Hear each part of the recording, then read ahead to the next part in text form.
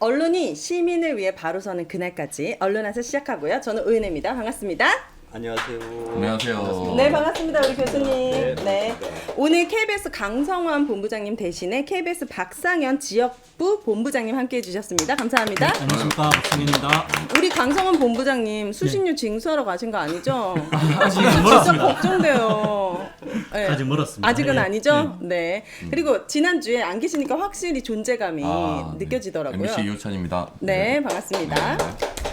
존재감이 TBS 많이 좀 더 해. 아쉽다고 그러셔놓고. 그러니까 아쉽다는 얘기. 아, 네네네. 아니, 그러니까 지금 방송 빠진 걸 제가 쭉 봤더니 네. 확실히 약간 존재감이 느껴지는구나. 아, 그래요? 실시간 50명. 50명이 빠지셨어요. 그 저희 조합원들 50명이 빠지는 거죠. 지금. 네, 그럼 오늘은 50분이 더 들어오시기를 그럴 겁니다. 희망합니다. 그리고 여기 최 교수님 앉으시니까 말씀이 엄청 많으시던데. 장난 아니죠? 그 자리가 말을 많이 이렇게 하게 만드는 것 같아요. 저랑 바꾸는 그럼 것도 자리가 문제인 거예요? 지금 자리 탓하는 거죠? 지금? 저는 제가 저를 자책하고 있었는데 아니 말씀이 엄청 자리 많으시더라고요. 때문이었던 것 같아요. 알겠습니다. 어쨌든 잘 환영합니다. 우리 TBS 송지연 본부장님. 네, 송지연입니다. 네, 반갑습니다. 반갑습니다. 그리고 오늘 할 얘기가 많으실 것 같아요. YTN 고한석. 네, 권석입니다. YTN 지부장입니다. 네, 반갑습니다. 자, 한 주 동안 정말 바람잘 날이 없어요. 시사 방송은 안 망할 것 네. 같아요. 이슈가 너무 많은데 각사 큼티에서 무슨 일이 있었는지 한번 알아보고 오도록 하겠습니다. 큼티 브리핑. 먼저 KBS 무슨 일이 있었습니까? 네, 지난주에도 이후에 KBS에서 스펙타클한 일들이 많았는데 네. 다들 뭐 관심이 크신 게 곧 조금 있다가 10시에 방송될 네. 대통령 신년 대담일 것 같아요. 네.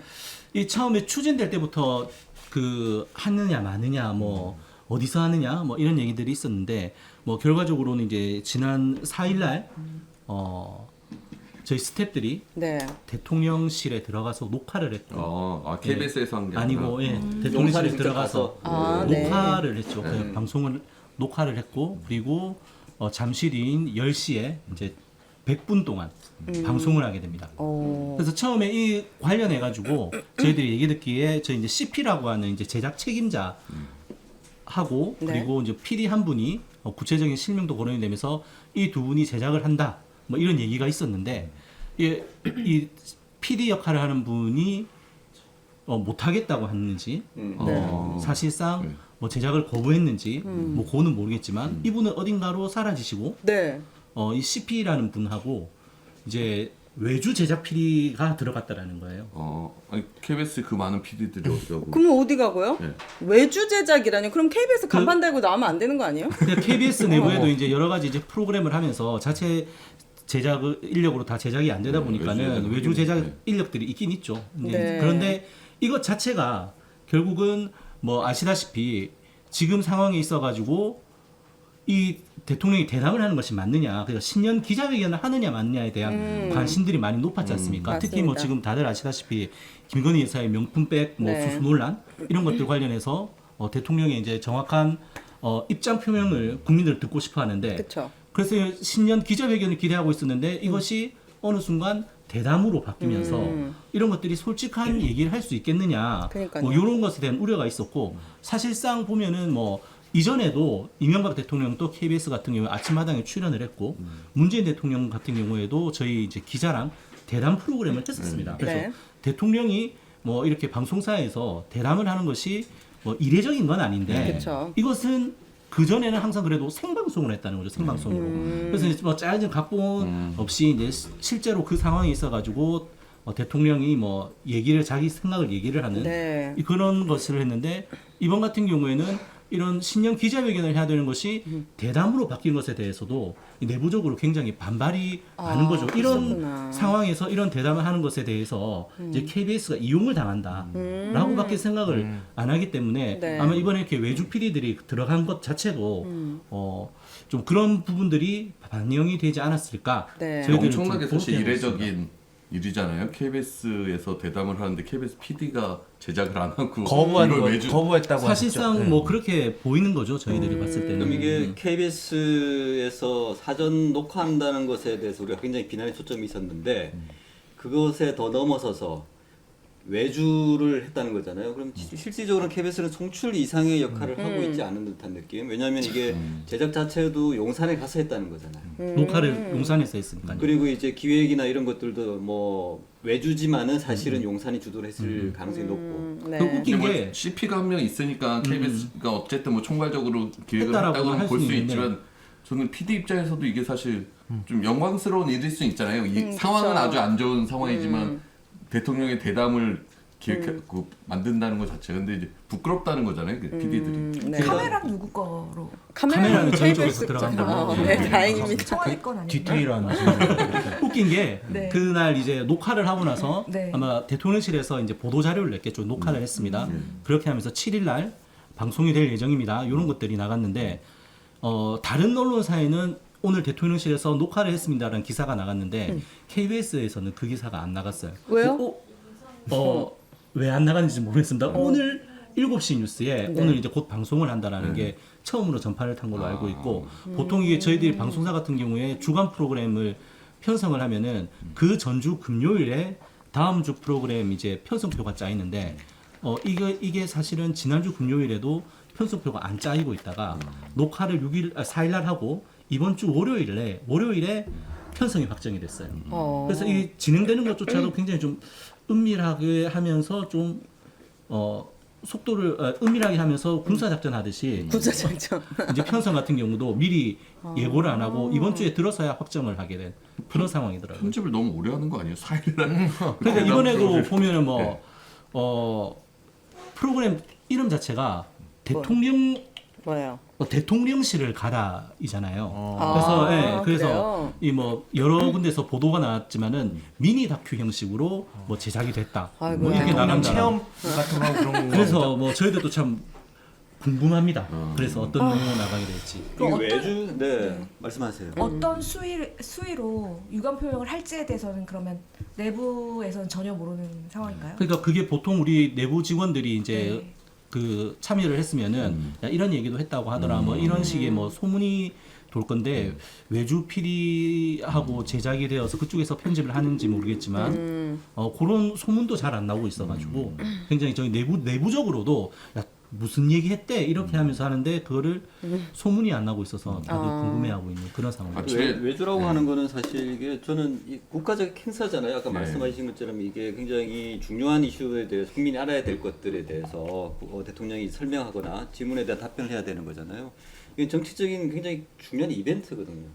이거는 어떤 대통령실의 행사가 아니란 말이죠. 이건 국민들의 알 거를 위한 굉장히 중요한 정치적 권리를 담고 있는 이벤트인데 이것을 KBS에서 공영방송이 하지 않고 그것을 외주로 줬다는 건 외주라는 것은 결국은 선택 상황이 발생하잖아요. 누구에게 줄 것인가의 문제. 이제 그에게서 누구에게 줄 것인가의 문제에서 이러한 정치적인 국민의 권리가 담긴 어떤 이벤트를 어떤 기준으로 선정했는지 굉장히 중요할 것 같고요. 궁금하고 이것도 상당히 좀 관심을 가져야 될 부분인 것 같다 생각이 들고요. 네. 저희가 지금 답변을 해야 되는 질문들이 있잖아요. 대통령께서. 그렇죠. 왜냐하면 지금 7개인가 6개의 어떤 거부권을 행사한 것들이 있잖아요. 어쨌든 국민들의 요구사항들이 거부권을 했는데 왜 거부권을 했는지 여기에 대한 답변을 들을 권리가 있거든요. 그렇죠. 그러한 부분들이 사실은 오늘 이 대담에서 많이 관심을 가지고 봐야 되지 않을까. 이 형식도 녹화하고 외주도 문제이긴 하지만 우리가 반드시 들어야 될 내용들이 무엇인지를 좀 짚을 필요는 있는 것 같아요. 사람들이 의외로 많이 볼 것 같아요. 궁금하겠죠. 예, 예. 어떤 내용이 어떤 나올지. 내용이 나오고 막 어떤 식으로 댓글에 있을까요? 네. 오늘 KBS 개콘 10시로 옮겼냐고 이런 댓글도 달리긴 하는데 어쨌든 또 개콘이 KBS 요새 재미가 또 많이 있나요? 없어서. 이야기? 그리고 네. 그 이전에 언론아싸에서도 저희 방송을 했었지만은 낙하산 방민 체제에서 이제 저희 단협으로 그 제정을 해놓았던 주요 국장들에 대한 임명 동의제가 있는데 임명 그걸 동의제. 이제 거부하고 그 패싱을 하고 이제 그리고 했었는데 사진 지금 나오네. 나오는데요. 그래서 저희 그 KBS 본부에서 지난 토요일부터 5일 동안 자체적으로 신임 국장들에 대한 임명 동의 투표를 실시를 했습니다. 이 5명이 대상이었는데요. 3명 정도가 한 88, 90%의 반대를 얻었습니다. 네. 결국은 이 사람들이 물론 이번 투표는 다른 조합이 아닌 저희 KBS 본부 조합원만을 대상으로 한 거였지만 이렇게 우리 조합만 하더라도 KBS 그 언론 노조 조합원만 하더라도 이렇게 압도적으로 반대를 받는 사람들이 어떻게 끌어나갈 수 있을지 그것에 대해 좀 우려고 특히 좀 문제를 삼고 싶은 부분은 저희들이 그냥 투표를 한 게 아니라 각 조합원들의 의견을 물어서 투표를 하기 전에 네. 공개 질의를 했어요. 공개 질의를 했는데 거기에 답변을 하신 분이 딱 한 분밖에 없었어요. 그러니까 이분들은 구성원들이 어쨌든 궁금해하고 알고 싶어하는 국정으로서 어떻게 할 것인지에 대한 네. 답변을 요구했는데 그런 소통조차 하는 거를 거부했다라는 것이 저는 오히려 충격으로 좀 받아들여지고 내부의 임명도 이제 투표하기 동의를 전에 받는 정책 설명회처럼 자신이 어떻게 국을 이끌어 나가겠다라고 구성원들한테 밝히고 그것에 대해서 동의를 보통 받거든요. 네. 그것마저 거부했다는 안 했다는 거죠. 그래서 저는 뭐 투표 결과보다 이제 결국 현직 국장들의 태도가 이 정도밖에 안 되는 거구나. 거기에 저는 오히려 좀 충격이었습니다. 네, 알겠습니다. 자, 그럼 TBS로 넘어가 보도록 하겠습니다. TBS가 지난 한 주 무슨 일이 있었는지 말씀해 주시죠. 좀 부끄러운 말씀 드려야 될 것 같은데요. 네. 저희 TBS가 처음으로 그 지난 1월 31일 날 방송 출연 제한 심사위원회를 열었습니다. 네. 네, 그런데 여기서 결정된 거는 김어준, 신장식 두 분에 대한 무기한 출연 정지를 의결했어요. 네. 그래서 제가 이게 처음 여는 거라서 좀 궁금해가지고 제가 그 큼티님께 여쭤봤거든요. 저는 정말 그런 게 존재하리라고 생각도 안 했어요. 방송 출연 제한 심사위원회라는 게 어떻게 있을 수가 있어요? 그러니까 뭐 가령 자격 미달이면 네. 뭐 어떤 인사 사규나 뭐 이런 거에 따라서 못 나오는 거지 그거를 평가해가지고. 근데 이제 KBS나 MBC 같은 경우에는 예능 프로그램들도 있고 뭐 다양하게 프로그램도 있잖아요. 연예인들도 있고 그래서 사회적으로 약간 무리를 크게 빚은 연예인들 아니면 뭐 범죄 관련 연루된 분들 이런 분들 제한하는 위원회는 있어요. 근데 저렇게 뭐 방통심이 제재 받았다고 출연 정지하고 이런 심사는 하지 않고 무기한 출연 정치. 네, 그런데 네. 이제 와이님께서 그때 당시에 단언코 없다, 네, 지구상에 없다, 제 상식으로는 없죠. 초현실적인 어떻게- 아니 그게 제재다. 그 연애 프로를 하는 방송사와 뉴스만 하는 방송사의 거의 차이인 것 수도 같아요. 있어요. 저희는 이런 거는 뭐 큰일 난다고 저희는 또 생각하거든요. 네. 출연자를 제재하고 이런 걸 만드는 YTN도 앞으로 어떻게 될지 모르니까 항상 열어놓고 고민해 보시기를 추천합니다. 근데 제가 좀 문제 삼고 싶은 거는 일단 법정 제재로 이거를 출연 정지 여부를 결정했다는 것도 큰 문제지만 일단 신장식 변호사 같은 경우에는 법정 제재 한 건으로 지금 무기한 출연 정지를 받은 건데 네. 만약에 이 잣대를 들이댄다라고 하면은 요새 MBC에 맨날 다 중징계 아마 법정 나올 수 제재만, 있는 예. 패널 별로 없을 것 같은데요. 그러니까 이제 총선 기간을 앞서서 네. 그 입단속을 하는 효과가 있을 것 같아요. 그러니까 패널들 그 어떤 발언들의 수위를 너네들 이렇게 앞으로 출연 못할 수 있으니 발언 수위를 조절해라 이런 네. 시그널일 수도 있지 않을까 그리고 생각이 드네요. 이유가 이제 TBS 공신력을 떨어뜨렸다는 거예요. 네. 아마 이 부분에 대한 논쟁도 있을 거고 또 한 가지는 많은 분들이 시민들이 떡 줄 사람 생각도 안 하는데 출연 정지냐라는 댓글을 봤습니다. 나간다고 그랬냐? 네, 나갈 것도 아닌데 무슨 벌써부터 뭐 김치국부터 마신다 이런 얘기들이 많아서 좀 마음이 아팠고요. 아무래도 서울시와 서울시 의회가 김어준이 돌아올 것이다라는 그런 부분들에 대해 그래요? 계속 염려를 하기 때문에 이런 조치를 하지 않았나 그런 생각을 합니다. 이런 조치를 한 이후에는 그럼 TBS가 그러면 다시 좀 일상으로 돌아갈 수 있는 시그널은 있습니까? 뭐 예산이 그런 건 전혀 없습니다. 네. 그래요. 제재만. 네. 알겠습니다. 더 하고 싶은 얘기 있으신가요? 그리고 제가 주말에 네. 뜻밖의 선물을 받았어요. 네. 네, 카톡이 왔는데 네. 누군가한테 다량의 그 네. 택배가 식량을 네. 왔다. 그래서 제가 문을 문을 열었거든요. 네. 근데 아무것도 없더라고요. 알고 보니까 저희 회사 네. 노조 사무실로 네. 오은혜님께서 와. 간식을 아니 이런 거를 왜 여기서 얘기하고 그래요 진짜. 좀 물품을 다시 한번 봤으면 좋겠네요. 그래요? 냉장고 안에 있는 못 보던 것들도 주스인데? 선물인가요? 왕뚜껑. 근데 저 광고하면 안 되나? 네. 저 음료가 정말 맛있어요. 네? 저는 음료? 이제 네. 노조분들의 건강을 건강을 고려해서 네. 이제 브로콜리 주스, 아몬드 아, 우유 좀 브로콜리 이런 주스. 것들 그때 딱 지나가는 말씀으로 지금 뭐 컵라면도 없다 이런 아, 말씀을 아. 얘기를 들어가지고 제가 갑자기 그 마음이 너무 쓰이는 거예요. 진짜 별거 아닙니다. 다 떨어지면 제가 또 보내드리도록 청취자 하겠습니다. 여러분 민원연에도 뭔가를 좀 보내주시면 민원연은 왜요? 이거 건강 아니 없어서 그런 게 네, 아니라 지금 이거 왔잖아요. 제 얼굴만한 그 아, 그거 설탕물로 말씀해주세요. 누가 주셨는지. MBC에서 역시 아직까지는 여유가 있는 MBC에서 자, 설도 되고 해서. 이거 하나만 보내주신 건 아니고 이 레드향 한 박스를 보내주셔서 지금 입이 몇 개인데 제가 한 박스만 가져오면 어쩌자는 거예요. 어쨌든 감사히 잘 받겠습니다. 저희 조합원들이 너무 좋아했어요. 아 그래요? 너무 감사하다고. 진짜 네. 되게 힘이 나셨을 것 네, 같아요. 되게 힘났습니다. 네, 정말 응원하고 언제든 떨어지면 제가 또 보내도록 하겠습니다. 자 그리고 YTN 네, 오늘 방송통신위원회가 유진그룹을 YTN의 최대 주주로 승인을 했습니다. 뭐 쉽게 이야기해서 네, 네. 넘어갔다 이거죠? 넘어갔습니다, 유진에. 네, 아직 100%는 아니고요. 네, 민영화. 방통위 차원에서는 네. 절차가 끝이 났다. 그렇고요. 뭐 메인 토크로 네, 메인 토크로 오늘 이 이슈는 다뤄보기로 하고 MBC 무슨 일이 있었죠? 정말 진짜 치가 떨리는 일이. 아 진짜요?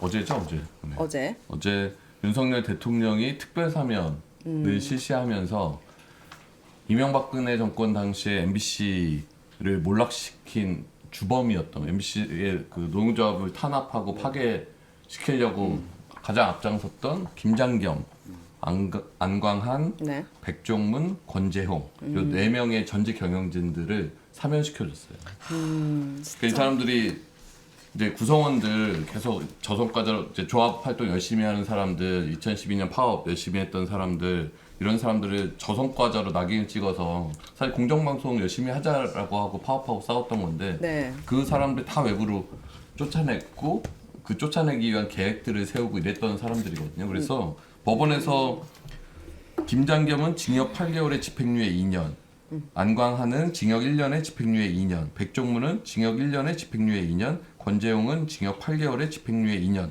이렇게 확정됐던 사람들인데 여기서 이 김장겸, 안광한은 사장, 전직 사장들이고 네. 이 백종문, 권재용은 저희 둘이 나오지만 네. 이제 부사장들이에요. 아 그래요?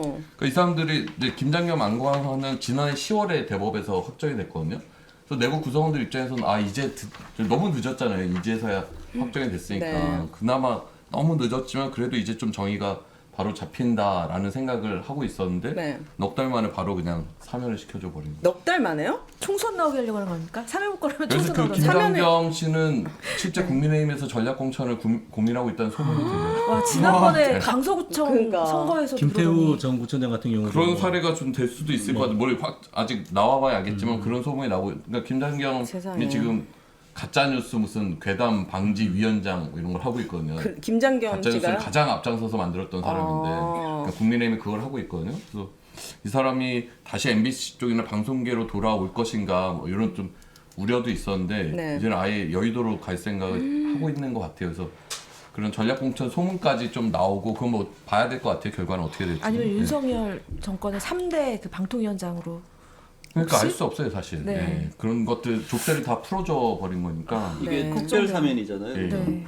특별 사면이 이제 대통령의 고유 권한이거든요. 네. 일반 사면은 이제 국회 동의가 필요하고 네. 일반 사면하고 특별 사면이 다른 게 좀 있더라고요. 보니까 일반 사면 같은 경우는 이제 그 죄명 관련된 죄에 대해서 일괄적으로 사면을 하게 돼 있어요. 네. 예. 예를 들면 이제 교통범칙금을 이렇게 뭐 면제해주겠다 이런 식으로 하는데 그래서 생각을 이제 해봤는데 특별 사면이 얼마나 부당한지를 보려면 이것을 일반 사면으로 적용을 해보면 될 것 같아요. 예를 들면 이제 이번에 김장겸과 안광한 씨 같은 경우는 노조에 대한 불법 사용 부당 노동 행위 때문에 이제 그 징역을 받았는데 네. 일반 사면이 되면은 모든 불법 노동을 한 모든 이들이 사면이 대상이 되는 거예요. 아 그러니까 웬만하면 특별 사면이 얼마나 부당한지를 보려면 네. 이렇게 일반적으로 적용해 보면 되는 것 같은데 윤석열 대통령이 이제 그러한 분들을 특별하게 사면했다는 거는 지금 시기에 굉장히 의미가 있죠. 왜냐하면 이제 YTN이 사용화되고 네. 총선이 있고 언론 장악 전문 기술자들이 이제 이 시기에 나왔다는 거는 단순하게 이들에 대한 보훈이나 어떤 특별한 어떤 배려는 아니지 않을까. 네. 그러니까 이게 언론인 중에서 딱 4명 사면이 됐는데 그게 딱 적폐 경영지 MBC 사람 4명이 사면이 된 거예요. 그러니까 네. 저희가 내부적으로 볼 때는 아 이렇게 정말 악랄하게 노조 탄압을 해도 결국엔 내가 다 풀어준다. 지금 있는 내부의 구성원들도 내부에 이제 MBC를 다시 장악하려고 하는 사람들도 걱정하지 말고 장악해라. 이런 시그널 아닌가. 시그널로. 언론 노조에서는 막 이제 뭐 이렇게 양아치 뭐 이런 짓까지 한다 이렇게 이제 되게 격하게 표현을 그게 했던데 격한 겁니까? 네. 저희는 약간 네. 거의 표현까지 못 쓰겠더라고요. 네. 이동관 방통위원장이 나가면서 이제 한 인터뷰가 있는데 이런 내용이 있었어요 실제로 제2의 저 같은 사람 이동관을 오게 돼 있다. 네. 라는 제2의 말을 하고 제3의 이동관이 나올 수 있다 했죠. 그리고 그래서 이게 사면권마저도 약간 언론 장악의 도구로 이용을 하는 것 같은 모습에서 언론 상당히 장악뿐 좀 충격을 아니죠. 받았죠. 저 그렇죠. 예. 사면 관련 이슈에서 네. 일반인들이 제 친구들이 가장 쉽게 이해할 수 있는 거는요. 국정농단, 사법농단 지금 다 사면됐잖아요. 최순실 씨 왜 자기 사면 안 해주냐고 지금 들고 일어났더라고요. 약간 그렇게 비춰지면 네. 될 것 같아요. 진짜 어렵게 잡아놓은 권력형 네. 비리 네. 그런 분들을 다시 또 이렇게 쉽게 그렇죠. 사회로 풀어주는 이 사면 복권의 이유에 대해서 뭐라고 밝혔습니까? 그 CG 한번 보시면 네. 그래픽 보시면 이렇게 얘기했어요. 과거에 잘못된 관행에 따른 직무 수행으로 처벌된 전직 주요 공직자와 여야 정치인, 그다음에 장기간 언론인으로 재직한 언론사 경영진 등을 사면함으로써 갈등 극복과 화해를 통한 국민 통합을 도모하겠다. 갈등이 극대화될 것 같습니다. 이 보도 자료 뒤에 보면은 또 이런 말도 나와요. 뭐죠? 갈등, 뭐 갈등 극복과 극복 국민 하나가 통합. 있고, 네. 그다음에 적어놨어야 되는데 전직 주요 공직자 비롯해서 하여튼 여야 정치인 언론인 사면하여 정치 이념 갈등을 일단락하고 국민 통합의 계기 마련. 아니 이 네 사람이 가장 앞장서서 이념 갈등 조장하고 갈등을 만들어내는 사람들인데 이 사람들 풀어주고 무슨 국민 통합을 하고 한쪽에서는 계속 언론이 압수수색해서 언론인 처벌하고 네. 한쪽에서는 언론 노조 그 노동조합 탄압하고 이랬던 사람들을 이렇게 그냥 죄를 없애주고 네. 특히 김기춘이나 김관진 같은 경우에는 박근혜 정부 때 얼굴이라고 할 수 있는데 네. 제가 봤을 때는 총선 앞두고 박근혜 네. 그쪽 표심을 좀 자극하기 위해서 그게 국민 통합인 것 같다는 그런 네. 생각이 여기서 듭니다. 말하는 네. 국민은 전체 또 이제 윤석열을 지지하지 않는 국민을 제외했을 거예요. 네. 통합의 대상자가 다를 수 있죠. 그 한동훈 위원장이 명확히 개념 정리를 해줬잖아요. 펠로우 시티즌. 동료 시민만이 국민입니다. 그의 동료는 자기의 동료만. 그의 동료는 그의 동료. 그렇죠. 네. 우리가 흔히 그 검사 윤석열과 네. 대통령 윤석열에 대해서 이제 뭐 얘기를 하는데 좀 웃긴 것이 네. 우리가 흔히 얘기하듯이 이제 아무리 이 사람이 잘못해서 처벌을 하려고 한다고 하더라도 검사가 기소를 하지 않으면은 처벌을 할 수가 없지 않습니까? 물론 제도가 네. 있긴 하지만은 근데 어쨌든 윤석열 대통령이 몸담았던 검찰에서 이 사람들이 잘못했다라고 해서 기소를 해서 네. 법원이 대법원까지 가서 처벌을 했지 않습니까? 네. 근데 한때 검사 경력을 발판 삼아서 대통령이 된 윤석열이 검찰의 그런 기소를 해서 죄를 처벌했던 사람을 또 네. 죄를 사하여 준 거지 않습니까? 자기 손을 집어넣고 이게 사과한다 참 이게 웃긴 거죠 이게. 그게 자기 부정이잖아요. 유행인가 그 트럼프가 네. 지금 대통령이 되면은 가장 우려하는 게 지금 그 사람이 기소된 게 한 몇 건이 돼요. 자기가 셀프 사면 이야기를 하고 있어요. 아 그럼 본인도 자기가 또 자기 대통령이니까 특별 사면의 권한이 있으니까 내 죄를 사노라라고 이제 할 네. 거다라고 그 비슷한 논리인 것 같아요. 그런 거죠. 내가 기소하고 내가 사면하고 뭐 저는 이 보도 자료도 좀 웃긴 게 네. 과거에 잘못된 관행에 따른 직무 수행으로 처벌된 전직 주요 공직자 이렇게 있고 이 언론사 경영진 앞에는 장기간 언론인으로 재직한 언론사 경영진 이게 뭔 수식어인지를 모르겠는데 장기간 언론인으로 재직해서 뭘 어쨌다는 얘기지. 성의도 아. 없고 그 사진 하나만 보여주실 수 있나요? 그 네. 스케이트장 사진. 이게 MBC 앞이거든요. 네. MBC 앞에 겨울이면은 저게 한 2014년, 15년 네. 그때 스케이트장 저렇게 만들어졌어요. 시청 앞에 스케이트장처럼. 지금 네. 다음 사진 하나만 더 보여주면 저 이제 청소하는 맨 오른쪽 분이 파란색 MBC, 잠바. 네. 네. MBC PD예요. 네. 당시 유배지로 쫓겨나 있던 PD가 스케이트장. 현장에서 저런 스케이트장 관리 업무를 한 거예요. 그걸 지시한 사람이 그런 지금 걸 지시하고 만들어내고 네. 기획한 사람이 아까 사면된 그 네 사람이에요. 그러니까 그때 당시 MBC 구성원들 중에서 외부로, 그러니까 그것도 회사의 어떤 팀으로 쫓겨나면 회사에서 조합원들이랑 또 만나고 이런다고 네. 아예 막 구로동, 광화문 이런 데다가 사무실 정말 사무실 아주 열악한 그냥 사무실 하나 하고 책상 몇 개 놓고 네. 거기서 일도 업무도 제대로 주지도 않고 뭐 거기서 뭐 프로그램을 기획하겠다고 했는데 기획할 뭐 장비나 뭐 이런 것도 없고 네. 먼저 발령 내놓고 아 이제 우리 뭐 하지? 이걸 고민했던 고민했던. 상황이거든요. 그러다가 상암동으로 오면 밖에서 쫓겨나 있다가 상암동의 스케이트장 관리하러 저렇게 오면은 내부에서 구성원들 일부 남아있는 구성원들은 있고 외부에 쫓겨났다가 저렇게 오면 그 심정과 또 안에 있는 사람 보는 그 마음들이 어떻겠어요. KBS도 지금 비슷한 상황이 그럴 수 있죠. 수신료 저희들도 뭐이 약간 저는 이제 수신료라고 하는 공영방송의 근간이라는 업무를 하는 거기 때문에 약간 다른데 이제 가셨던 분들이 비슷한 말씀을 하세요. 그러니까 수신료를 안정적으로 뭐 수납할 수 있는 시스템은 없고 일단 사람들을 보내놓고 본다. 보내놓고 와 보니까는 와 이게 뭐지? 네. 일을 하라는 거야 말라는 거야.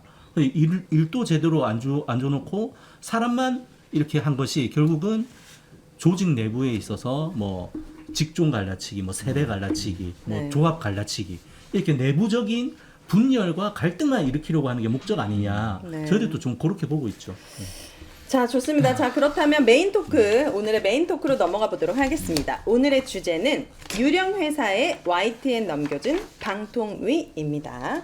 자, 오늘 공영방송 역사상 가장 암울한 날입니다. 2인 체제 방통위가 사실상 대한민국 최고의 보도 전문 채널 YTN을 민간 자본에 넘겨버렸어요. 그런 초현실적인 일이 발생했고 언론사에서도 비상에 걸렸는데요. 일단 오늘 방통위 앞에서 규탄 회견 현장의 목소리부터 들어보고 오도록 하겠습니다.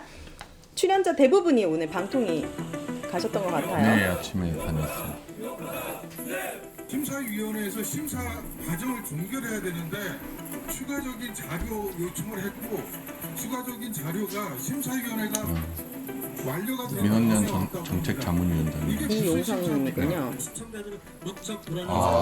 저희 시청자위원이십니다. 네. 김현 씨. 촬영 감독이십니다. 발언이 되게 감동적이었어요. 현장에서 들었을 때. 불안정합니다.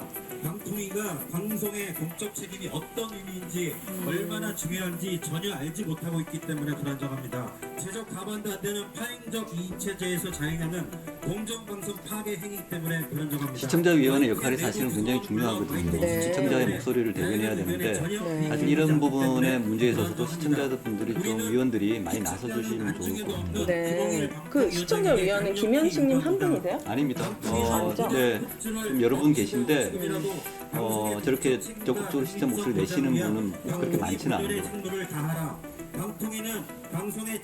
제가 계속 불안정합니다라고 말씀하신 게 김홍일 방통위원장님 기자들 스타일에서 네. YTN 상황이 이렇게 계속 보류가 되고 있으니까 시청자들이 불안정해야 한다. 시청자들이 불안정한 상황을 뭐 겪고 있다 네. 뭐 이렇게 얘기를 했어요. 네. 자, 김현식 YTN 시청자위원님은 언론화사 감독님이시기도 한데 Y님이 어떤 상황이었는지 좀 자세히 알려주시면 좋을 것 같습니다. 그러니까 윤석열 정권 들어서 YTN을 민영화한다는 얘기가 나오기 시작을 했고요. 2022년 재작년 여름부터 그 얘기 나왔고 처음에는 YTN을 민영화하는 이유가 공공기관의 공기업의 자산 건전성 때문이라고 그랬어요. YTN의 대주주가 한전 KDN과 마사회라는 공기업이기 때문인데요. 그래서 그 공기업들의 자산 건전성을 위해서 YTN을 팔아서 현금화하겠다. 뭐 그런 거였어요. 그런데 사실은 속내는 그런 게 아니죠.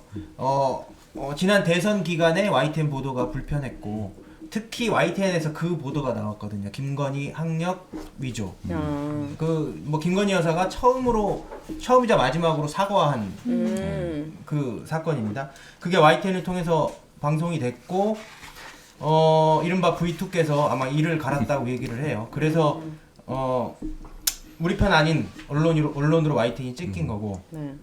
그래서 YTN 민영화가 시작이 됐습니다. 그래서 1년여를 끌어온 끝에 지난해 11월에는 승인 취지의 보류라는 이상한 결정이 났어요.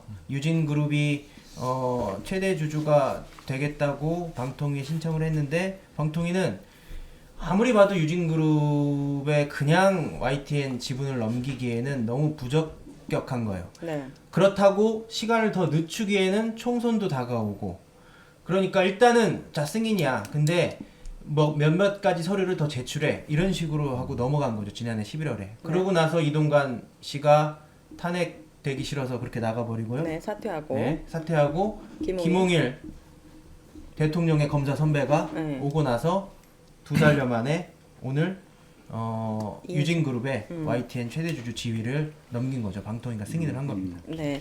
자, 그렇다면 이 결정이 왜 문제고 위법인지 한번 하나씩 밝혀보면 좋을 것 같습니다. 첫 번째 키워드는 그때는 안 되고 지금은 된다. 현재 지적되는 것 중에 하나가 YTN을 인수하는 유진 ENT 페이퍼 컴퍼니라는 거죠. 과거 비슷한 사례가 방통위는 페이퍼 컴퍼니라서 안 된다고 최대 주주 변경 승인을 거부했던 사례가 있었습니까? 네, 경기 방송을 최대 주주 변경 승인을 이제 경기 필이란 이제 페이퍼 컴퍼니 그 기업이 했는데 네. 이런 이야기가 있었어요. 그때 공적 책임의 주체가 될 수가 없다. 그러니까 이제 그게 정답이죠 사실은. 왜냐하면 미디어라고 하는 것들이 공적 책임이 있는데 기업이 못한다는 말이 아니라 네. 책임 있는 기업이 아니다라고 해서 네. 거부를 했던 적이 있습니다. 그게 네. 2015년 방통위 때인데 거의 지금 유진 기업의 유진 ENT에 대해서는 반대로 이제 이야기를 하고 있는 거죠. 공적 책임에 대한 아무런 문제가 없다. 그래서 이제 허용을 해줄게. 그래서 그때는 맞는데 지금 왜 틀리냐 네. 이런 이야기가 나오는 거예요. 같은 기준으로 그러면 다른 결과가 나온 이유는 뭡니까? 이게 보통 내로남불이라고 그러잖아요. 이게 뭐 모든 걸 내로남불 퉁치는 걸 저는 별로 안 좋아하는데 최근에 가장 비근한 예는 그건 것 같아요. 특검을 피하는 자가 범인이다. 과거에는 이제 그 기준이 명언이었던 것 같아요. 그렇죠? 범인은 이제 특검 받기가 이제 무서우니까. 그래서 이제 그것을 말씀하셨던 대통령의 말이 굉장히 많이 다가왔었고, 네. 그것을 이제 많은 시민들이 수용을 하셨던 것 같아요. 근데 지금은 이제 특검을 피하는 자가 범인이란 말을 하지 않죠. 네. 네. 특검을 요청하는 자가 정치적 정쟁의 당사자다 이런 이야기를 이제 하고 있습니다. 이제 이것도 대표적인 그때를 맞고 지금 틀리던데 네. 달라진 건 딱 하나인 것 같아요. 권력자와 당사자 간의 관계가 달라진 것 같아요. 네. 유진 기업과 권력의 관계가 예전 같았으면 아마 안 됐을 거예요. 근데 지금은 유진 기업과 권력자의 관계가 굉장히 긴밀하다는 걸 반증하는 게 아닌가. 특검을 피하는 자가 범인과 권력을 갖고 있는 자의 관계가 지금 달라져 있는 거죠. 과거와 네. 달리. 이런 것처럼 유진그룹이 왜 페이퍼 컴퍼니 형식을 택하는 이게 걸까요? SPC라고 해서 특수목적법인이라고 보통 부르는데 이게 그러니까 두 가지가 있어요. 특수목적법인을 만들어서 특정 기업을 인수하고 하는 이유가 첫 번째는 위험이 본체 계열사 전체로 확산하는 걸 중간에 차단할 수 있어요. SPC를 통해서 혹시나 YTN에 무슨 일이 일어났을 경우에 뭐 이런 이렇게 채무 관계로 얽혀 있으면 위험이 전가되잖아요. 그리고 두 번째로 이 SPC는 빚을 내기가 쉬워요. 만약에 유진그룹 같은 경우는 레미콘 회사를 하는 유진 기업이 주력이고 또 유진 투자증권이 있거든요. 네. 근데 그 기업들이 만약에 YTN을 직접 소유했다. 그래서 YTN에 투자를 하기 위해서 은행에서 차입을 한다. 그러면 유진 기업의 채무 상태까지 따져야 되는 거예요. 근데 SPC를 만들어 놓으면 그런 거 따질 필요 없이 YTN 자체만 놓고 돈을 빌릴 수가 있는 거죠. 그래서 여러 가지 이유로 SPC를 만드는 게 이 업계에서는 입장에서는. 그 관행이고요. 공적 약간 좀 책임에 무책임한 느낌이 드는 그렇죠. 거죠. 전혀 그러니까 없는 거죠. 유진그룹 입장에서는 이 SPC를 만드는 게 좋아 보이지만 YTN 입장에서는 어떤 게 좋을 수가 있는 겁니까? YTN 입장에서 좋을 건 전혀 없고요. 방통위도 이 SPC 이 유령회사가 YTN 방송사를 인수하는 것에 대한 문제점을 명확히 인식하고 있어요. 그걸 뭘로 알 수 있냐면 네. 오늘 조건부 승인을 했단 말이죠. 그래서 방통위가 10가지 조건을 내걸었어요. 그 10가지 조건 중에 핵심 사항이 뭐냐면 유진 ENT라는 그런 페이퍼 컴퍼니를 좀 그럴듯하게 만들어 봐라. 감사도 좀 선임하고 사회이사도 해놓고 그게 조건이에요. 그거를 지금 그런 조건도 없이 지금 승인을 한 겁니까? 그렇게 각서를 받고 각서. 방통위가 승인을 해준 거죠. 그러니까 자격이 안 되는데 네. 승인을 하면서 자격을 갖춰라 이런 네. 이야기를 한 거네요. 그 외에 뭐 사람을 평가할 때는 딱 봐서 제가 이호찬 본부장님을 처음에 딱 보고 저 사람의 댐댐이와 뭐 이런 발전 가능성 이거를 정확히 딱 알 수가 없잖아요. 어떻게 하냐면 저분이 과거에 어떻게 살아왔는지 그렇죠. 그걸 봐야 된다. 네. 은행에서 돈 빌려줄 때도 신용등급 평가할 때도 뭐를 보냐면 과거의 거래 내역을 본다고요. 그래서 네. 돈을 제때 갚았는지 이자는 제대로 지불했는지를 본다고요. 그게 자격 심사예요. 네. 근데 유진그룹 같은 경우는 앞으로 돈 잘 갚을게, 앞으로 열심히 살게 이렇게 각서 쓰고 24시간 보도 전문 채널을 인수한 거예요. 그래서 각서만 쓰고 이렇게 방송사를 인수하는 법이 세상에 어디 있습니까? 그러면 이 SPC가 자본금 1,000만 원의 대표이사 한 명뿐이라고 하는데 여전히 이 승인 과정 순간에도 이걸 유지했는데 승인을 해준 겁니까? 이게 유지되고 여기에 더해서 사회이사도 좀 선임하고 직원도 늘리라 하는 것이 조건부 승인의 조건입니다. 자본금 1,000만 원. 그러면 우리가 그냥 테이프 컴퍼니 만들어서 YTN 잘하겠다고 각서 내밀면은 안 돼. 승인해줘야 되는 거 아니에요? 아유, 삼천 뭐 경쟁자가 경쟁자가 강력한 경쟁자가 될 수 있죠. 아, 네. 고윤혜님은 가능할지 모르겠네요. 네.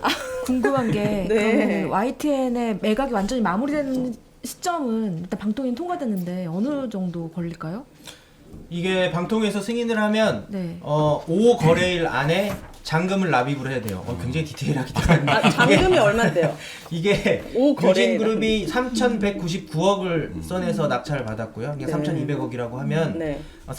그 중에서 10%를 계약금으로 이미 납입한 상태입니다. 네. 잔금은 아직 치르지 않았어요. 그래서 5 거래일이라고 하면 설 연휴 빼고 16일까지 한정 나머지 KDN과 마사회에 입금을 해야 돼요. 그러면 주식은 넘어옵니다. 아. 그때부터는 이제 경영권을 접수했다고 보면 돼요.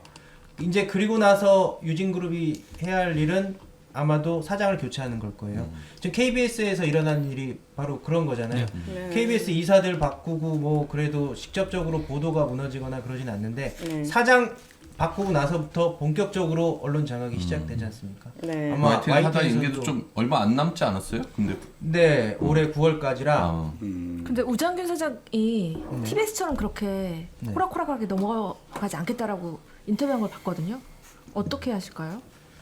글쎄요, 제가 내일 만나서 물어보려고요. 어떻게 하려고 모르겠는데. 아 저는 솔직히 되게 안타까운 게 YTN 같은 경우는 보도 전문 채널인데 거의 80% 정도가 거의 보도를 하고 있는 특수 방송이잖아요. 채널이죠. 근데 네. 보통 저희가 24번을 되게 많이 보거든요. 이게 YTN 번호인데 네. 무슨 사건이 나면 YTN을 봅니다. 근데 아마 많은 시민들이 그럴 텐데 총선 앞두고서 약간 이런 여론 형성을 특히 그렇기 때문에 보도 채널을 하는 경우에는 그 뉴스를 통해서 여론 형성을 굉장히 많이 하는 곳이잖아요. 그렇기 때문에 사실 이 구조 그러니까 지배 구조 자체가 공혁성을 가져야 되는 부분인데 최근에 KBS 네. 보도로 저희가 언론아싸에서도 얘기도 하고 했잖아요. 9시 뉴스, 큐시트 네. 뭐 이런 것들이 얼마나 황당무계하고 땡긴 뉴스인지 24시간 그런 뉴스 하기를 바라는 거예요. 끔찍하네. 그런데 예전 같은 경우는 공기업 지분을 통해서 직접 낙하산 사장을 내려보냈는데 네. 이제 그렇게 되지는 않아요. 왜냐하면 낙하산 사장이 내려와도 저희가 YTN 노동조합이 이명박 박근혜 정권 거치면서 쌓아온 것들이 있거든요. 공정방송 제도들이 있어요. 이거를 한꺼번에 허물기가 낙하산 사장이 허물기가 너무 힘이 든 거예요. 그러니까 아예 자본에 넘겨버리는 거죠. 자본은 이윤을 추구하고 이윤을 추구하려면 본질적으로 권력 친화적일 수밖에 없거든요. 네. 그래서 계속 언론 장악의 외주화라고 명명해서 저희가 투쟁을 해온 거고. 이게 변경 승인 조건 중에 뭐 보도 나온 것 중에 그러니까 유진 ENT의 그 포함해서 하여튼 유진 기업의 유리한 보도 홍보성 기사를 강요하거나 불리한 내용이 보도되지 않도록 하는 등의 방식으로 YTN의 보도 편성에 개입하지 말 것이라는 조건이 있어요. 저는 진짜 너무 뻔뻔하다 이 사람들. 자기들이 지금 그러니까 그럼 민영 방송이 돼갖고 민영 방송의 대주주한테는 자기한테 유리하게 방송하지 못하도록 얘기해놓고 네. 지금 KBS 공영 방송을 자기들이 장악해서는 정권에 유리하게 방송하려고 온갖 편성에 개입하고 그쵸. 하잖아요. 네. YTN도 아마 유진한테 유리한 건 하지 않는데 정권에 유리한 건 거는 하겠죠. 우리 보통 보도 프로그램 보면은 저희 같은 경우는 이제 지상파 프로그램 같은 경우에 여러 가지 협찬을 이제 많이 받기도 하는데 보도 프로그램 같은 경우에는 협찬 고지를 할 수도 없고 협찬을 받지도 못합니다. 그래서 예를 들어서 특집 프로그램을 할 때 예를 들어 프로그램 타이틀이 특집 기획이면은 네. 협찬을 받고 협찬을 고지를 할 수가 있어요. 근데 그거를 타이틀이 보도기획으로 나가잖아요. 아, 그럼 또 그럼 안 돼? 하면 안 돼요. 어. 이제 이런 게 있거든요. 그런데 이렇게 24시간 보도 전문 채널을 민영 기업에 넘겼다. 와. 이거는 이제 그야말로 아까 말씀하셨던 것처럼 이게 정권이 직접적으로 목줄을 못 재니까는 자본을 통해서 이제 목줄을 재어서 결국은 정권 친화적인 방송을 만들겠다라고 하는 방송 장악의 한 유형인 거죠, 이게. 네. 그러니까 이런 승인 조건을 건다는 것 자체 이게 안 지켜질 조건이라는 거예요. 그리고 뭐 저번에 우리 맨날 얘기하지만 루이림 자기 YTN에서 자기 누나네 집 홍보했던 사람 아직 이 시대 맞지? 그런 사람을 방통심의위원장으로 앉힌 정권이 심지어 어떤 흉흉한 소문도 도냐면 유일임 방심위원장의 임기가 7월까지라고 해요. 이게 아, 그래요? 보궐로 돼서 아, 그래서 YTN 사장으로 올 거다. 흉흉한 소문 이건 어디까지나 소문입니다. 진짜 싫다. 그러면 그 걸었던 조건들에 대해서 강제적인 부분이 있습니까? 지키지 않았을 경우에 유진이 갖게 되는 리스크 같은 게 있습니까? 이게 매년 4월 30일에 이 유진 측이 방통위에다가 우리가 이렇게 잘 지키고 있어요라고 하는 보고서를 제출을 해야 돼요. 그게 뭐 근데 그게 직접적인 강제 구속령이나 이런 것은 없고요. 네. 나중에 재승인 받을 때 반영이 되겠죠. 강제적인 부분은 없군요. 자, 키워드 2는 넘어가 봐도 될 것 같아요. 왜냐면 승인 보류에서 승인으로 바뀐 네. 이유에 대해서 방금 지부장님이 말씀을 해주셨고, 그죠? 네. 키워드 3, 위법, 뇌물, 탄압, 언론사 대주주의 자격. 과연 진짜 대주주의 자격이 있는지 유진이라는 회사가 그 얘기를 해보면 좋을 것 같습니다. 30년 역사를 가진 전문 보도 채널 YTN을 아무 기업에나 넘길 수는 없잖아요. 유진그룹이 대주주가 될 자격이 있는지 따져봐야 될 것 같은데 어떻습니까? 자격이 있다고 보십니까? 그 방통위에서 최대 주주 적격 심사할 때 항목 중에 두 번째가 사회적 신용이라는 게 있거든요. 네, 사회적 신용. 그러니까 믿을 만한 기업인지 봐야 된다는 거예요. 네. 양아치 기업한테 넘기면 안 된다. 적어도 언론사는 그렇죠. 그런 기준을 갖고 있어요. 지난해 11월 29일 날 방통위가 승인 취지에 보류를 하고 오늘 승인을 했잖아요. 그 두 달 동안, 두 달이 아니라 석 달 동안 뭐가 바뀌었냐면 네. 지난해 12월에 금융감독원이 증권사 9곳의 위법행위를 적발해서 발표합니다. 아, 네. 고객 돈을 마음대로 굴리고 고객 A의 손실을 B 고객에게 전가하고 돌려막기 하고 혹은 증권사 자산으로 고객 손실 메워줘서 투자 수익률을 이렇게 예쁘게 맞춰놓고 중대한 위법행위고 경영진 CEO들도 관여가 됐다고 금감원이 발표를 했어요. 네. 그 9개 증권사 중에 하나가 유진 투자증권입니다. 아, 그래요. 지난해 11월 29일 날 승인 취지의 보류가 난 이후로 바뀐 것이라고는 유진투자증권이 그걸로 적발된 거 하나뿐이 없어요. 문제가 그동안 유진그룹이 얼마나 훌륭한 기업으로 거듭났겠습니까? 그 유진그룹 유경선 회장이 검사에게 뇌물을 줬다는 얘기도 있던데 이건 무슨 내용입니까? 이건 굉장히 옛날 얘기인데 네. 그 기억할지 모르겠는데 김광준 검사라고 예전에 처음 들어요. 어마어마하신 생명부지. 분이 네. 네. 김광준 검사장급이었을 거예요. 고검. 그분이 조이팔이라고 희대 그 사기범 있어요. 조폭 있잖아요. 조이팔. 조이팔. 예, 다단계. 네, 다단계 아, 수조원 네. 때. 아, 네. 그쪽한테 뇌물을 받아요. 이 검사가요? 예. 김광준 검사가? 네, 그래서 경찰 수사를 받습니다. 그리고 근데 그 과정에서 또 뇌물을 받은 정황이 드러났는데 그게 유경선 유진그룹 회장입니다. 본인 뭐 사건 잘 봐달라, 뭐 검사, 뭐 친분 이걸 위해서 뇌물을 줬어요. 근데 나중에 그 돈 돌려받았고 나는 빌려준 거다. 네. 김광준 검사가 전세금이 없어서 딱해 보여가지고 빌려줬다라고 얘기를 하더라고요. 검사가 딱해 보여서요? 네. 네. 이때 변호인이 이상인이에요? 그때 변호인이 이상인 씨. 지금 이상인 씨가 현재 2인 관련이네요. 방통위 체제 한 명인 위원장. 부위원장. 부위원장. 네, 네. 보니까 또 노조 탄압 의혹도 있어요. 유진그룹 유경성 회장이. 네. 그리고 ESG 경영평가에서 최하위 등급을 네. 이런 이유 등으로 나눔 로또 사업에도 탈락이 된 전력들이 있는데 지금 사회적 신용도가 높아 보이진 않습니다. 전 두 가지가 좀 걱정되는데요. 하나는 YTN을 사고 나서 이제 유진그룹 계열사들의 비판적 기사가 나면 그러니까 내려지거나 네.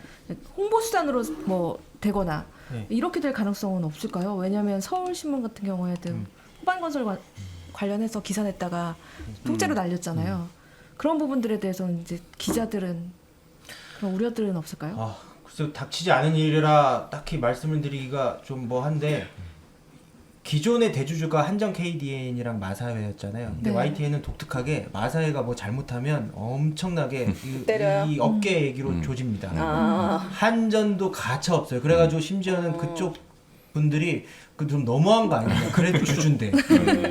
이 정도로 어떤 주주의 입김에서는 자유로웠거든요. 네. 근데 유진그룹이 최대 출자자가 되면 어떻게 될지 모르죠. 유진그룹도 자유롭게 비판할 수 있도록 보도국의 공기와 분위기를 만드는 게 저희의 역할이고요. 그때 KDN과 이제 마사회는 YTN의 공적 책임을 이제 수행을 하시려고 했던 거죠. 네. 근데 이제 유진 ENT는 이제 그러한 것들에 대해서 면제를 받았던 곳이라 문제가 분명히 발생할 수도 있겠다 생각하는 거예요. 근데 이게 얼마나 거칠게 들어올지 아니면 좀 연착륙하려고 들어올지는 봐야 될 것 같은데 뭐 그래도 초반에는 뭔가 좀 눈치를 좀 보지 않을까. 근데 이제 아마 또 인사를 통해서 자신들 입맛에 맞는 사람을 이제 임명을 시키겠죠. 그러면서 이제 내부적으로 알아서들 조금씩 변화할 수 있게 그렇게 밀고 가려고 하지 않을 것 같아요. 아니요? 아닐 것 같아요. 아예 네. 멋대로. 그러니까 지금 그 이동관 전 방통위원장이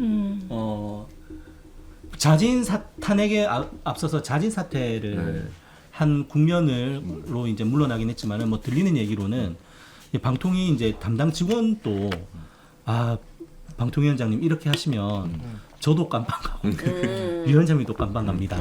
이렇게 뭐 진짜 문제가 있다라고 네. 해가지고 보니까 이동관 전 위원장도 이게 좀 문제가 있을 것 같아서 뭐 용산에 보고를 했는데 용산에서 야 이거 하라고 너 방통위원장 보냈는데 뭐야 이렇게 해서 사실상 경질이 됐다라고 하는 썰이 있습니다. 네, 소문이. 썰이 있습니다. 네. 그런데 어쨌든 이랬든 저랬든 바뀐 방통위원장이 또 갑자기 이거를 처리를 해버렸잖아요. 네. 그 처리를 했다라는 거는 어쨌든 총선을 앞두고 뭔가 변화를 주겠다라는 것이고 이 변화를 시간을 두고 주지는 않겠죠. 뭐 그거는 KBS 사례를 봐도 그렇고 네. 일단 들어오면은 막무가내로 들어오지 않을까. 네, 그렇게 그럼 좀 생각됩니다. 관련된 얘기로 넘어가 보도록 하겠습니다. 자, 2인 방통이 명백한 위법이다. 그 가운데 제가 좀 흥미로운 거는 김홍일 위원장 스스로도 국회에서 5인 체제가 바람직하다고 답변을 했고, 그러면 2인 체제에서 이 승인을 한 것이 스스로도 불법적일 수 있다, 잘못됐다라고 인식한 거고, 이게 나중에 법정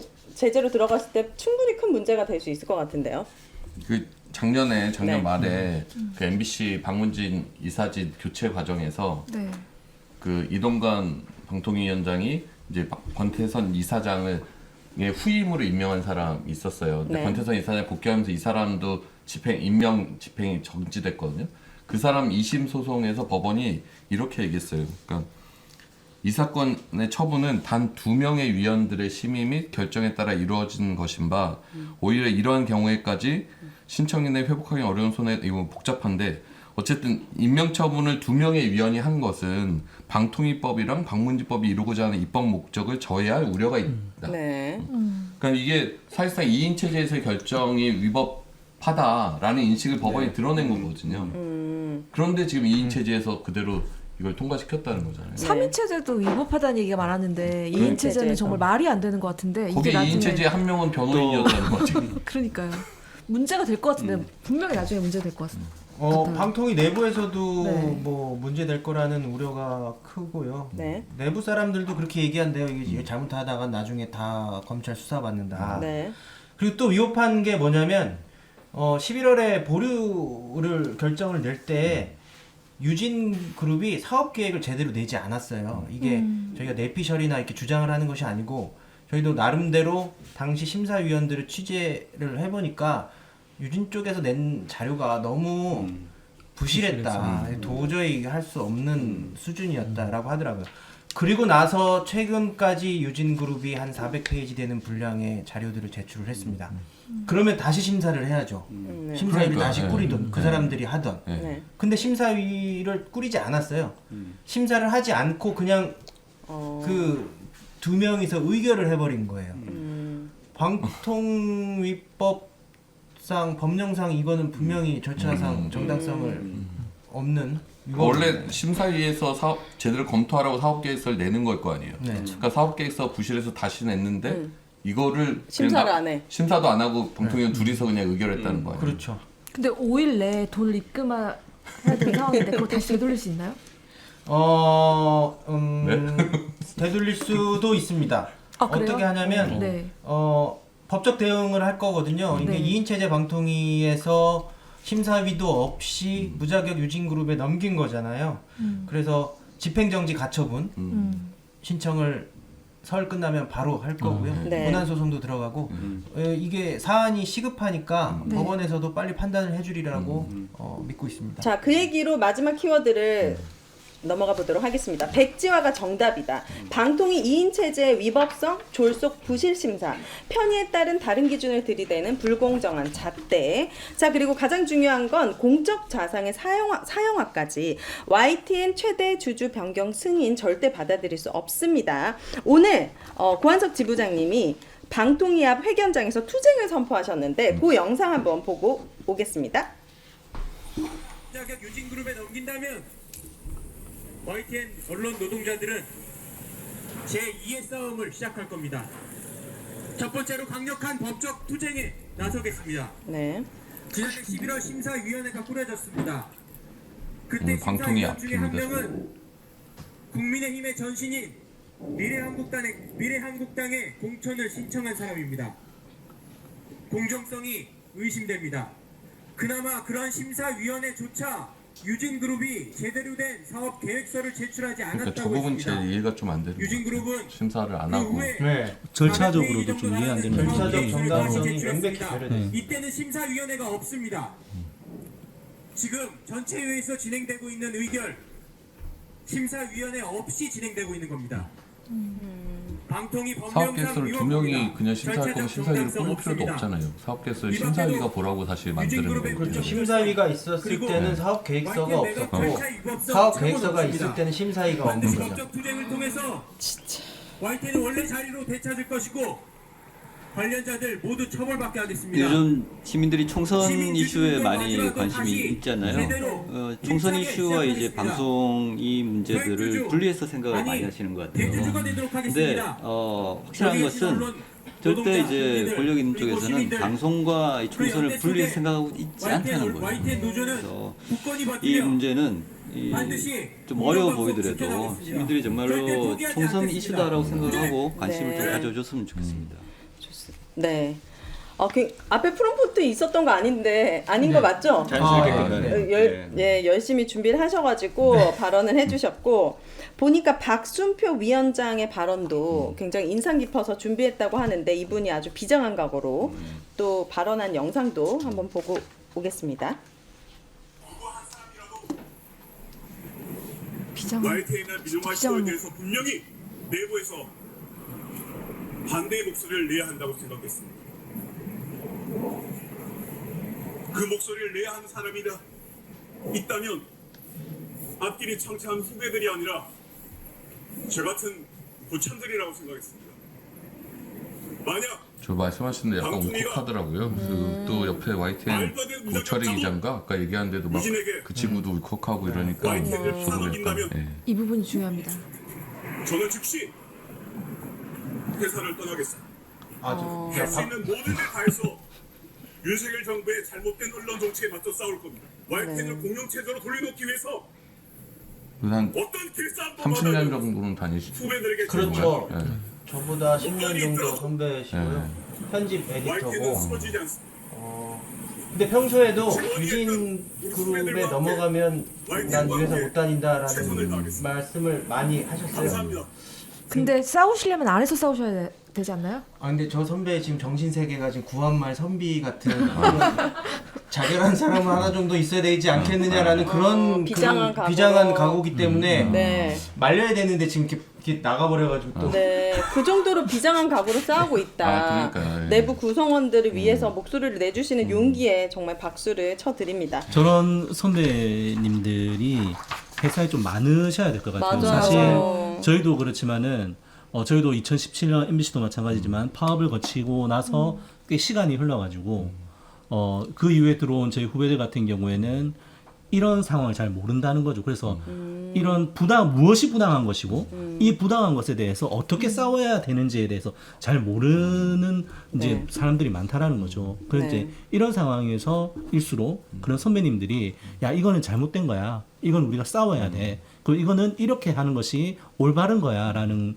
얘기를 끊임없이 해주셔야 되고 맞아요. 그래서 사실 저런 선배님들이 오히려 안에 계셔야지 네. 뭐 어느 회사든지 간에 네. 좀 제대로 된 방송국을 만들어갈 수 있지 않을까. 따로 만나서 그래서 꼭 좀 얘기 좀 해주세요. 저는 진짜 네. 박수호 위원장님이 안에 계셔서 싸우는 게 맞다고 생각하거든요. 네. 나오는 것보다는 네. 네. 그래야지 후배들한테 떠나면서 항의할 수 있는 것보다는 안에서 맞아요. 싸우면서 계속해서. 할 수 있는 역할이 더 크실 것 같아요. 맞습니다. 아까 고한석 지부장님 말씀해 주셨는데 그 공기가 중요하다는 말씀하셨잖아요. 혹시나 민영화 되더라도 우리가 공정한 보도를 할 수 있는 공기를 계속 만들어 주려면 이분이 안에서 목소리를 내주시는 게 필요하다. 저도 네. 그런 생각 그 해봤어요. 내부적으로 절차도 좀 어느 정도는 갖춰 있잖아요. YTN도 단체 협약이나 뭐 이런 공정방송 규정이나 이런 것들. 그렇죠. 재작년부터 YTN 사용화 얘기가 나왔을 때 저희가 제일 먼저 고민했던 게 고용 안정에 대한 부분이어서 고용 안정 협약 맺었고요. 뭐 인위적인 구조 조정을 할 때는 노조와 합의하라는 내용이고 KBS도 YTN 거 벤치 YTN도 굉장히 잘 만들어 놓으셨더라고요. 네. 저희들도 네. 좀 보긴 했는데 했다가 또 저희 사측에서 문제 삼아가지고 네. 맞습니다. 그리고 공정방송 협약도 많이 다듬고 많이 강화시켜놨어요. 보도국장 자격 요건도 강화했고 또 이게 결국엔 사장 바꾸려고 이러는 거거든요. 사장 추천위원회를 단협 안으로 넣어놨어요. 그래서 만약에 사추위를 무력화하면 노동조합도 단협하기로 싸울 수가 있는 거죠. 네. 자, 손뜨개님도 밖에 나오지 말고 안에서 투쟁해달라고 하셨습니다. 박순표 위원장님께 꼭 전달 부탁드립니다. 자, 이런 모든 초현실적인 언론 탄압이 우리 교수님 말씀처럼 총선과 연관이 없는 것이 아니다. 이거 총선에 맞춰서 이루어지고 있다. 이게 우려되고 네. 절대 성공할 수 없도록 법적 제재도 준비 중이시잖아요. 네네. 반드시 백지화 시킬 수 있도록 우리가 같이 끝까지 응원하면서 힘 실어보면 좋을 것 같습니다. 국민분들이 판단하실 거다라고 생각해요. 이렇게 막무가내로 밀어붙이면은 결국엔 네. 심판 당하지 않을까 싶습니다. 맞습니다. 자, YTN을 지킬 수 있는 방법이 있습니다. 오늘 방통위 앞 규탄 회견에 앞서서 민현년 분들이 공영방송 YTN 시민이 지킨다라는 팻말 아주 인상적이었는데 YTN은 공영방송의 진정한 주인인 시민이 지켜야 되겠고 YTN 와주라에 또 함께 해주시면 도움이 되는 거죠? 네, 와주라가 시민 주주 운동입니다. YTN 주식을 시민들이 사서 지분을 1.5% 모으면 소액 주주의 권한을 통해서 대주주의 횡포를 견제할 수 있다. 네. 특히 좋은 소식은 오늘 YTN 주식이 7% 가까이 아, 폭락했습니다. 그래요? 폭락? 예, 폭락이요. 7% 정도면 폭락이요. 상관이 있나요? 이 결정한 거랑? 예, 있겠죠. 주식의 격언, 재료가 소멸되면 주가는 꺼진다. 왜냐하면 유진그룹이 YTN을 인수할 거라는 기대감에 주가가 많이 올랐었고요. 결국에는 방통위가 승인을 해버리니까 더 이상의 재료는 사라진 거죠. 아쉬워하시네요. 네? 아닙니다. 아닙니다. 아니, 저희 와주라 주주님이십니다. 아, 네. 그래서 아쉽다고 지금 그런 거죠. 저는 폭락했으니 이제 들어가도록 하겠습니다. 네. 아직 안 들어가셨습니까? 저는 이제 기다린 거죠. 맨날 와주라 가입해달라고 얘기해요. 제가 10배는 더 사도록 하겠습니다. 본인 얼마 사셨죠? 네. 저는 YTN 기자들의 저력을 믿습니다. 네. 30년 남다른 동안 것 같아요. 싸워 오셨잖아요. 네. 보도 채널은 확실히 다른 것 같아요. 좀 더 전투력이 있어 보이는 것 같아요. 기자님들이. 앞으로도 계속 열심히 맨 앞에서 싸워주시기를. 알겠습니다. 그리고 저는 네. 고한석 지부장님 계속 보고 싶거든요. 네, 그래서 꼭 계속 싸워주셨으면. 공영방송으로 남았으면 좋겠습니다. 네. 자, 오늘 언론아싸 마무리할 시간입니다. 우리 최영길 네. 교수님의 한 줄평 오늘 큰 활약하셨지만 그래도 한 줄평까지 부탁드립니다. 네. 마지막 그 박승배 위원장님 말씀 비장함 되게 같이 느끼셨던 것 같아요. 지금 가장 필요한 게 사실은 이런 비장함을 공유하는 거라서 생각이 들거든요. 저희가 기억나실지 모르겠는데 그 코로나 때 격리라는 걸 다 하셨잖아요. 그렇죠. 좀 격리를 겪으면서 느꼈던 게 되게 좋았던 게 뭐냐면 격리가 자기를 보호하는 행위가 아니었던 거예요. 맞아요. 격리라고를 통해서 이제 다른 사람을 보호하겠다는 이제 행위였는데 코로나 끝나고 나서 정권이 바뀌면서 우리가 가졌던 이러한 감정들을 다 잊어버린 것 같아요. 저는 지금 이 시기에 같은 시민들 걱정하는 만큼 우리 공영방송 이 투쟁에 같은 비장함을 좀 같이 공유를 하는 좀 그런 것들이 필요하지 않을까. 그러니까 우리가 코로나를 그냥 지나치고 아무런 의미 없이 지나치지 않았다. 그래서 그때 좀 같이 있었던 감정들을 좀 같이 갔으면 좋겠다는 거를 네. 영상을 보고 네. 참 생각하게 됐던 것 같아요. 좋습니다. 오늘 또 네 분 함께 해주셔서 오늘 강성훈 본부장님 대신으로 네. 와주셨는데 긴장도 하나도 안 하시고 그러니까. 긴장이 굉장히 말씀도 잘하시고 방송 전문가 같은 느낌. 네, 언제든 나와주시면 좋을 것 같습니다. 네, 오늘 너무 감사했습니다. 오늘 9시에 즐거웠습니다. 약속 있으시죠? 상당히 스피디하게. 아니 빨리 네. 끝내시려고. 자, 언론이 시민을 위해 바로 서는 그날까지 저희 언론 아차는 함께 하도록 하겠습니다. 감사합니다. 감사합니다. 괜히